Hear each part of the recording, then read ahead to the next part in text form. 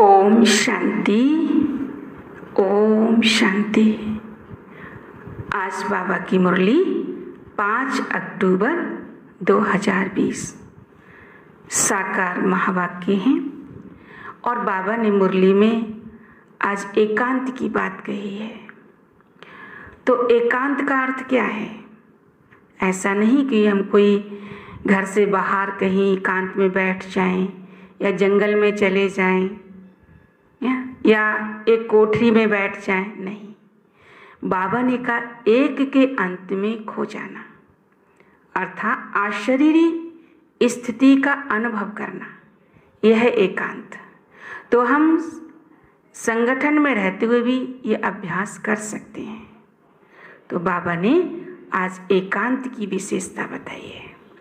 तो हम बाबा की मुरली सुनते हैं।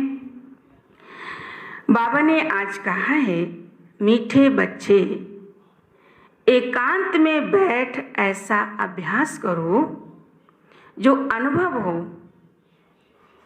मैं शरीर से भिन्न आत्मा हूं। इसको ही जीते जी मरना कहा जाता है। प्रश्न है, एकांत का अर्थ क्या है? एकांत में बैठ तुमको कौन सा अनुभव करना है? उत्तर है, एकांत का अर्थ है एक की याद में इस शरीर का अंत हो, अर्थात एकांत में बैठ ऐसा अनुभव करो कि मैं आत्मा इस शरीर चमड़ी को छोड़ बाप के पास जाती हूं। कोई भी याद ना रहे, बैठे बैठे अशरीरी हो जाओ, जैसे कि हम इस शरीर से मर गए, बस हम आत्मा हैं, शिव बाबा के बच्चे हैं।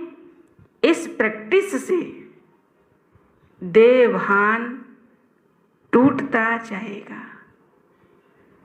ओम शांति।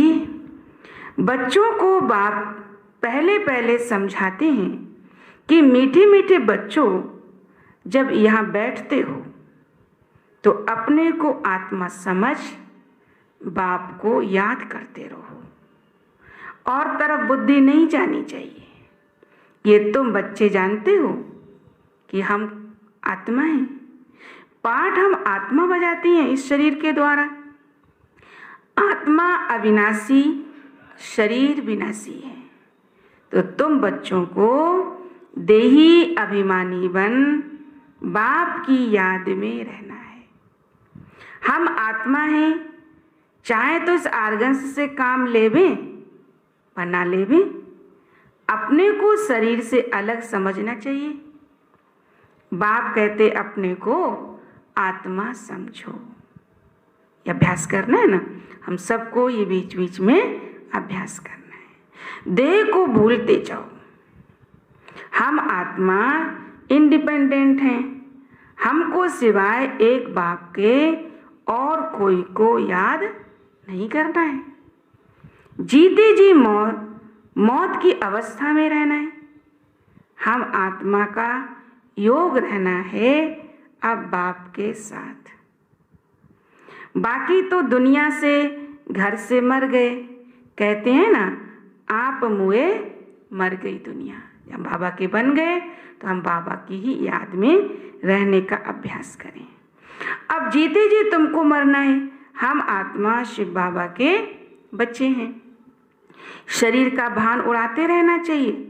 बीच बीच में आता है ना, नाम रूप है ना, पद पोजीशन, ये स्वाभाविक स्मृति में आती हैं। तो बाबा कहते बीच बीच में क्या करो, शरीर का भान उड़ाते रहना चाहिए। बाप कहते अपने को आत्मा समझो और मुझे याद करो। शरीर का भान छोड़ो। ये पुराना शरीर है ना, पुरानी चीज को छोड़ा जाता है। तो अपने को अशरीरी समझो। अभी तुमको बाप को याद करते करते बाप के पास जाना है। ऐसे करते करते फिर तुमको आदत पड़ जाएगी। अभी तो तुमको घर जाना है, फिर इस पुरानी दुनिया को याद क्यों करें? एकांत में बैठ ऐसे अपने साथ मेहनत करनी है। भक्ति मार्ग में तो कोठरी में बैठ माला फेरते, एकांत माने कोठरी में बैठ जाते, माला फेरते, पूजा करते। तुम भी एकांत में बैठ ये कोशिश करो तो आदत पड़ जाएगी। तुमको मुख से तो कुछ बोलना नहीं है, इसमें बुद्धि की बात है, अंदर अंदर हमारा चिंतन बना रहे हैं। शिव बाबा तो है सिखलाने वाला, उनको तो पुरुषार्थ नहीं करना है, ये बाबा पुरुषार्थ करते हैं। तो फिर तुम बच्चों को भी समझाते हैं। जितना हो सके ऐसे बैठकर विचार करो कि अभी हमको जाना है अपने घर, इस शरीर को तो यहाँ छोड़ना है। बाप को याद करने से ही विकर्म विनाश होंगे और आयु भी बढ़ेगी। अंदर ये चिंतन चलना चाहिए, बाहर में कुछ बोलना नहीं है। भक्ति मार्ग में तो ब्रह्म तत्व को या कोई शिव को भी याद करते हैं, परंतु भाई याद कोई यथार्थ नहीं है। बाप का परिचय ही नहीं तो याद कैसे करेंगे। तुमको अब बाप का परिचय मिला है तो सवेरे सवेरे उठकर एकांत में ऐसे अपने साथ बातें करते रहो, विचार सागर मंथन करो, बाप को याद करो। बाबा हम अभी आया कि आया आपकी गोद में, वह है रूहानी गोद, तो ऐसे ऐसे अपने साथ बातें करनी चाहिए। बाबा आया हुआ है, बाबा कल्प कल्प आकर हमको राजयोग सिखलाते हैं। बाप कहते हैं मुझे याद करो और चक्र को याद करो। सुदर्शन चक्रधारी बनना है, बाप में ही सारा ज्ञान है ना चक्र का, वह फिर तुमको देते हैं। तुमको त्रिकालदर्शी बना रहे हैं, तीनों कालों अर्थात आदि मध्य अंत को तुम जानते हो। बाप भी है परम आत्मा, तो उनको शरीर तो नहीं है। अभी इस शरीर में बैठ तुमको समझाते हैं, ब्रह्मा के शरीर में बैठ के समझाते हैं। ये वंडरफुल बात है। भागीरथ पर विराजमान होंगे तो जरूर दूसरी आत्माएं। बहुत बच्चों के अंत का जन्म इनका है, बहुत जन्मों के अंत का जन्म इनका मान ब्रह्मा बाबा का है। नंबर 1 पावन वही फिर नंबर 1 पतित बनते हैं। वह अपने को भगवान विष्णु आदि तो कहते नहीं है। यहाँ एक भी आत्मा पावन है नहीं, सब पतित ही हैं। तो बाबा बच्चों को समझाते हैं ऐसे ऐसे विचार सागर मंथन करो, तो इससे तुमको खुशी भी रहेगी। इसमें एकांत जरूर चाहिए। एक की याद में शरीर का अंत होता है, इसको कहा जाता है एकांत। ये चमड़ी छूट जाएगी। सन्यासी भी ब्रह्म की याद में व तत्व की याद में रहते हैं। उस याद में रहते रहते शरीर का भान छूट जाता है। बस हमको ब्रह्म में लीन होना है, ऐसे बैठ जाते हैं। तपस्या में बैठे बैठे शरीर छोड़ देते हैं। भक्ति में तो मनुष्य बहुत धक्का खाते हैं, इसमें धक्के खाने की बात नहीं है। याद में ही रहना है, पिछाड़ी में कोई याद ना रहे। गृहस्थ व्यवहार में तो रहना ही है, बाकी टाइम निकालना है। बाबा ने हमें सिखाया कि घर में रहते टाइम निकालना है। स्टूडेंट को पढ़ाई का शौक होता है ना, तो ये पढ़ाई है। अपने को आत्मा ना समझने से बाप टीचर गुरु सबको भूल जाते हैं। एकांत में बैठ ऐसे विचार करो। गृहस्थी घर में तो वाइब्रेशन ठीक नहीं रहता है, तो बाबा कहते अलग से बैठ करके अभ्यास करो। अगर अलग प्रबंध है तो एक कोठरी में एकांत में बैठ जाओ। बाकर ऐसी जगह है तो बाबा का कमरा बनाओ और उसमें बैठ कर फिर अभ्यास करो। माताओं को तो दिन में टाइम मिलता है, बच्चे आदि स्कूल में चले जाते हैं, तो हम अभ्यास कर सकते हैं याद का, मेडिटेशन का। जितना टाइम मिले यही कोशिश करते रहो। तुमको तो एक घर है, बाप को तो कितने ढेर के ढेर दुकान है और ही वृद्धि होती जाएगी। मनुष्यों को तो धंधे आदि की चिंता होती है तो नींद भी फिट जाती है। ये व्यापार भी है ना। कितना बड़ा सर्राफ है, कितना बड़ा सट्टा मट्टा करते हैं। पुराने शरीर आदि लेकर नया देते हैं, सबको रास्ता बताते हैं। ये भी तो धंधा उनको करना है। ये व्यापार तो बहुत बड़ा है। व्यापारी को व्यापार का ही ख्याल रहता है। बाबा ऐसे ऐसे प्रैक्टिस करते हैं कि बतलाते हैं ऐसे ऐसे करो। जितना तुम बाप की याद में रहोगे तो स्वतः ही नींद फट जाएगी। कमाई में आत्मा को बहुत मजा आएगा। कमाई के लिए मनुष्य रात को भी जागते हैं। सीजन में सारी रात भी दुकान खुला रहता है। वाकई ऐसे कभी समय ना मिले तो रात को भी याद करो। याद में ही हमारी कमाई है। तुम्हारी कमाई रात को और सवेरे को बहुत अच्छी होगी। सुदर्शन चक्रधारी बनेंगे, त्रिकालदर्शी बनेंगे। 21 जन्म के लिए धन इकट्ठा करते हैं। मनुष्य साहूकार बनने के लिए पुरुषार्थ करते हैं। तो तुम भी बाप को याद करेंगे तो विकर्म विनाश होंगे और बल मिलेगा। याद की यात्रा पर नहीं रहेंगे तो बहुत घाटा पड़ जाएगा, क्योंकि सिर पर पापों का बोझा बहुत है। अब जमा करना है, एक को याद करना है और त्रिकालदर्शी बनना है। ये अविनाशी धन आधा कल्प के लिए इकट्ठा करना है। ये तो बहुत वैल्यूबल है। विचार सागर मंथन कर रतन निकालने हैं। बाबा जैसे खुद करते हैं तो बच्चों को भी युक्ति बताते हैं। कहते हैं बाबा माया के तूफान बहुत आते हैं। बाबा कहते जितना हो सके अपनी कमाई करनी है, यही काम आनी है ना। उसके लिए बाबा को याद करने के लिए समय निकालो, यही काम आना है। एकांत में बैठ बाबा को याद करना है। फुर्सत है तो सर्विस भी मंदिरों आदि में बहुत कर सकते हो। बैच जरूर लगा रहे, सब समझ जाएंगे ये रूहानी मिलिट्री है। तो तुम लिखते भी हो हम स्वर्ग की स्थापना कर रहे हैं। आदि सनातन देवी देवता धर्म था, अब नहीं है, जो फिर स्थापन करते हैं। ये लक्ष्मी नारायण एम ऑब्जेक्ट है ना हमारी। कोई समय ट्रांसलाइट का चित्र बैटरी सहित उठाकर परिक्रमा देंगे और सबको कहेंगे ये राज्य हम स्थापन कर रहे हैं। ये चित्र सबसे फर्स्ट क्लास है। ये चित्र बहुत नामी गिरामी हो जाएगा। लक्ष्मी नारायण सिर्फ एक तो नहीं थे, उनकी राजधानी थी ना। आज बाबा लक्ष्मी नारायण के चित्र की बात कर रहे हैं। ये स्वराज स्थापन कर रहे हैं। अब बाबा कहते हैं मन मना भाव, बाप को याद करो तो विकर्म विनाश होंगे। कहते हैं हम गीता का सप्ताह मनाएंगे। ये सब प्लान कल पहले मौखिक बन रहे हैं। परिक्रमा में चित्र देना पड़े, इनको देखकर सब खुश होंगे।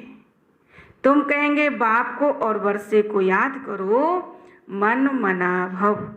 ये गीता के अक्षर है ना। भगवान शिव बाबा है, वह कहते हैं मुझे याद करो तो विकर्म विनाश हो। 84 के चक्र को याद करो तो ये बन जाओगे। लिटरेचर भी तुम सौगात देते रहो। शिव बाबा का भंडारा तो सदा भरपूर है। आगे चलकर बहुत सर्विस होगी। एम ऑब्जेक्ट कितने क्लियर है। एक राज्य एक धर्म था, बहुत साहूकार थे। मनुष्य चाहते हैं एक राज्य एक धर्म हो। मनुष्य जो चाहते हैं सो आसार दिखाई पड़ते हैं। फिर समझेंगे ये तो ठीक कहते हैं। 100% पवित्रता सुख शांति का राज्य फिर से स्थापन कर रहे हैं। फिर तुमको खुशी भी रहेगी। याद में रहने से ही तीर लगेगा। शांति में रहे, थोड़े अक्षर बोलने, वक़्त बाबा की याद में और थोड़े अक्षर बोल के समझाना है। जास्ती आवाज़ नहीं, गीत कविताएं आदि कुछ भी बाबा पसंद नहीं करते। बाहर वाले मनुष्यों से रेस नहीं करनी है। अरे वो तो गीत कविता सुनाते हैं, लेकिन तुम बाबा का ज्ञान सुनाओ। तुम्हारी बात ही और है, अपने को आत्मा समझ बाप को याद करना है बस। स्लोगन भी अच्छे हों तो मनुष्य पढ़ करके जागे। बच्चे वृद्धि को पाते रहते हैं, खजाना तो भरपूर रहता है। बच्चों का दिया हुआ फिर बच्चों के काम में ही आता है ना। बाप तो पैसे नहीं ले आते हैं, तुम्हारी चीज़ें तुम्हारे ही काम में आती हैं। हम जो कुछ भी सहयोग देते हैं वो खुद ही उसका फ़ायदा लेते हैं। भारतवासी जानते हैं हम बहुत सुधार कर रहे हैं। 5 वर्ष के अंदर इतना अनाज होगा जो अनाज की कभी तकलीफ नहीं होगी। और तुम जानते हो ऐसी हालत होगी तो अन्न खाने के लिए नहीं मिलेगा। ऐसे नहीं अनाज कोई सस्ता होगा। तुम बच्चे जानते हो हम 21 जन्म के लिए अपना राज्य भाग्य पा रहे हैं। ये थोड़ी बहुत तकलीफ तो सहन करनी ही है। कहा जाता है खुशी जैसी खुराक नहीं। अतीन्द्रिय सुख गोप गोपियां का गाया हुआ है। ढेर बच्चे हो जाएंगे तो जो भी सैपलिंग वाले होंगे है ना, वे आते जाएंगे। झाड़ तो यहाँ ही बढ़ना है ना। स्थापना हो रही है और धर्मों में ऐसा नहीं होता है। वे तो ऊपर से आते हैं, ये तो जैसे कि झाड़ स्थापन हुआ ही पड़ा है। इसमें फिर नंबरवार आते जाएंगे, वृद्धि को पाते जाएंगे। तकलीफ कुछ नहीं है। उन्हों को तो ऊपर से आकर पाठ बजाना है। इसमें महिमा की क्या बात है। धर्म स्थापक के पिछाड़ी आते रहते हैं। वह शिक्षा देंगे सदगति की। क्या देंगे? सदगति। यहाँ तो बाप भविष्य देवी देवता धर्म की स्थापना कर रहे हैं। संगम युग पर नया सैपलिंग लगाते हैं ना, तो पहले पौधों को गमले में लगाकर फिर नीचे लगा देते हैं ना, छोटे स्थान पे तैयार करके फिर उसको नीचे लगाते हैं। वृद्धि होती जाती है। तुम भी अब पौधा लगा रहे हो, फिर सतयुग में वृद्धि को पाए राज्य भाग्य पाएंगे। तुम नई दुनिया की स्थापना कर रहे हो। मनुष्य समझते हैं अर्जुन कलयुग में बहुत वर्ष पड़े, क्योंकि शास्त्रों में लाखों वर्ष लिख दिए, तो समझते हैं कि कलयुग में अभी 40,000 वर्ष पड़े हैं। फिर बाप आकर नई दुनिया बनाएंगे। कई कहते हैं ये बड़ी महाभारत लड़ाई है, गीता का भगवान भी जरूर होगा। तुम बतलाते हो कृष्ण तो था नहीं। बाबा ने समझाया है कृष्ण तो 84 जन्म लेते हैं, एक फीचर्स ना मिले दूसरे से, तो यहाँ फिर कृष्ण कैसे आएंगे? कोई भी इन बातों पर विचार नहीं करते। तुम समझते हो कृष्ण स्वर्ग का प्रिंस, वह फिर द्वापर में कहाँ से आएगा? तो सतयुग का प्रिंस फर्स्ट प्रिंस है। इन लक्ष्मी नारायण के चित्र को देखने से ही समझ में आ जाता है कि शिव बाबा ये वर्षा दे रहे हैं। सतयुग की स्थापना करने वाला बाप ही है। वह गोला झाड़ आदि के चित्र कम थोड़ी हैं। बाबा कहते हैं और भी चित्र हैं जिसमें बाबा का पूरा ज्ञान भरा हुआ। गोला, सृष्टि चक्र और कल्प वृक्ष। एक दिन तुम्हारे पास ये सब चित्र ट्रांसलाइट के बन जाएंगे।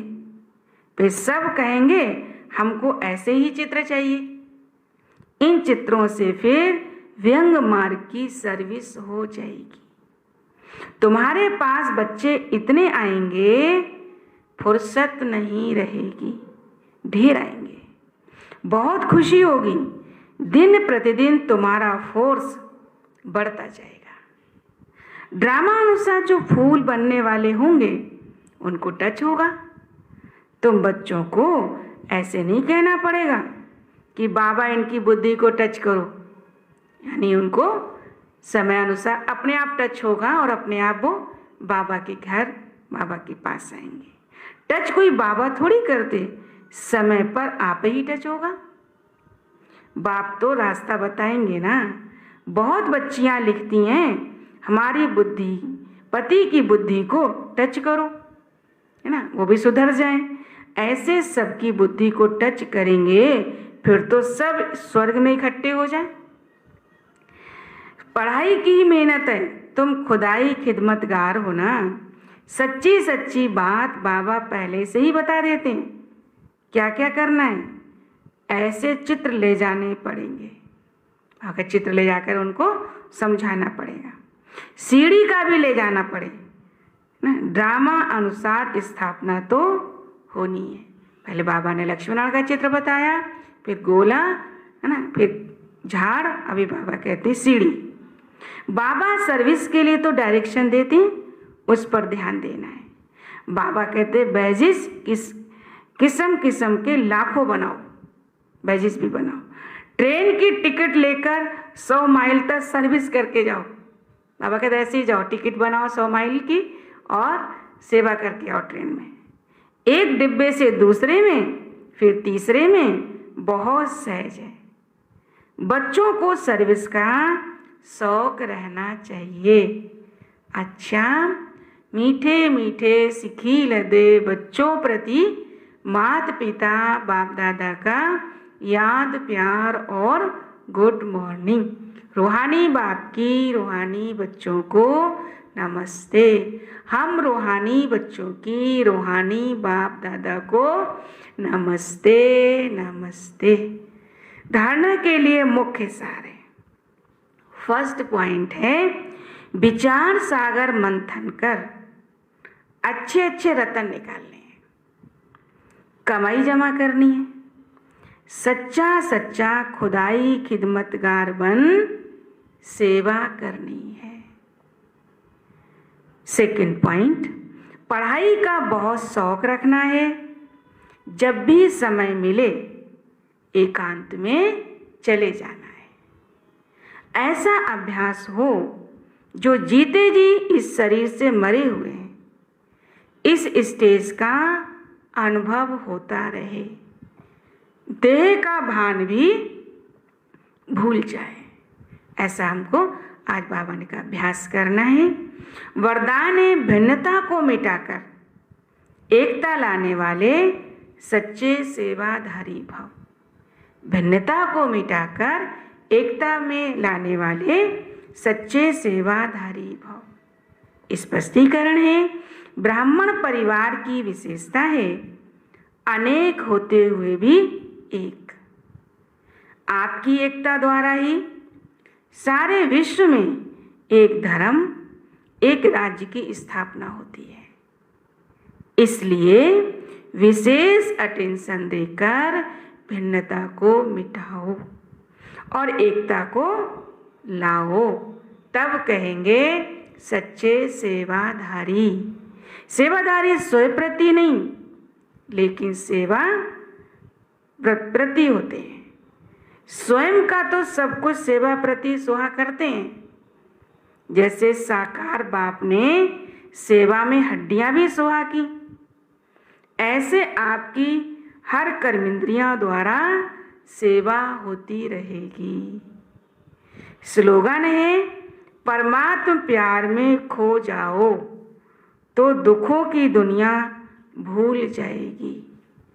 परमात्म प्यार में खो जाओ तो दुखों की दुनिया भूल जाएगी। ओम शांति। शुक्रिया बाबा, शुक्रिया।